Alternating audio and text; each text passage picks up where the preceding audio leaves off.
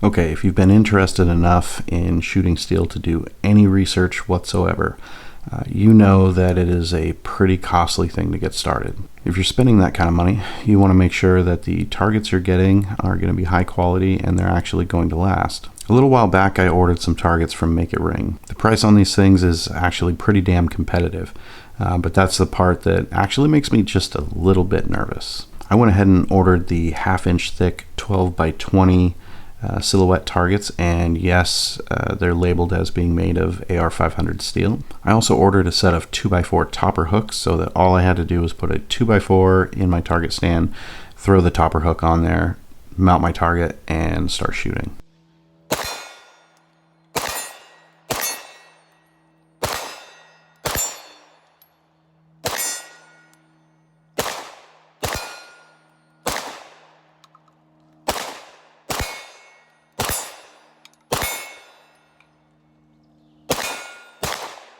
So far, so good.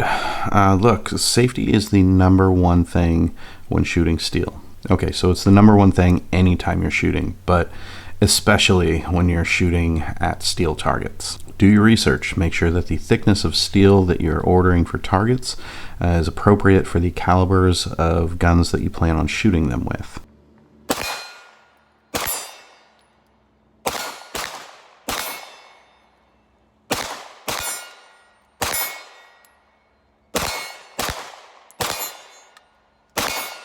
Make sure you know what distance is safe, and then maybe push it out just a little bit further.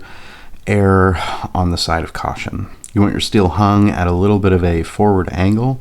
If not a forward angle, make sure that it hangs freely and has the ability to shake a little bit, so when the bullet hits it, it directs everything down at the ground instead of right back at you. Keep an eye on the surface shape of the steel target itself. If it's deformed, if it's pitted, if it's got any damage to it, it's probably time to just chuck it out. Again, safety, safety, safety. Always keep a med kit handy when you're shooting. This is especially true when you're shooting steel targets.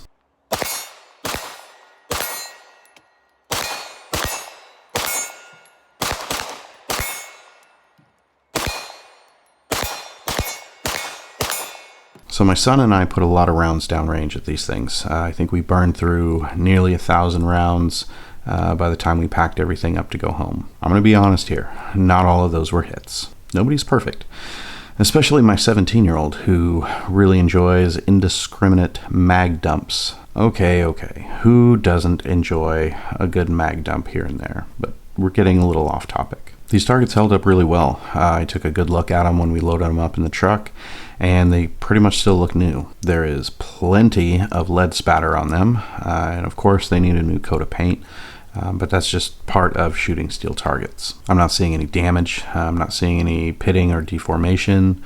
There's no cracking, nothing like that. The hangers themselves did well.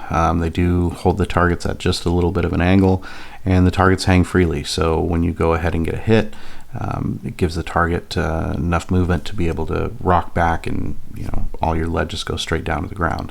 I was a little bit nervous that the hangers themselves weren't going to hold the steel targets securely, but I didn't have any issues whatsoever.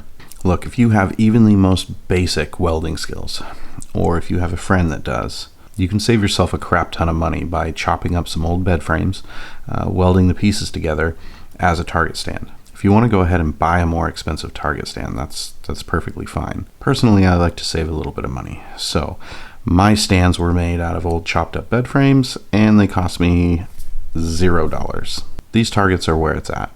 They're going to save you a bunch of money, and as long as you follow the directions for use, they're going to last you a hell of a long time. If you want to check these things out, follow the links that I'll leave in the description. You're definitely not going to be disappointed. I'll check back in a couple months once I've had a couple thousand more rounds downrange at these targets. But so far, so good. I'm really liking them. They seem to be great quality, and they're holding up to all the abuse so far.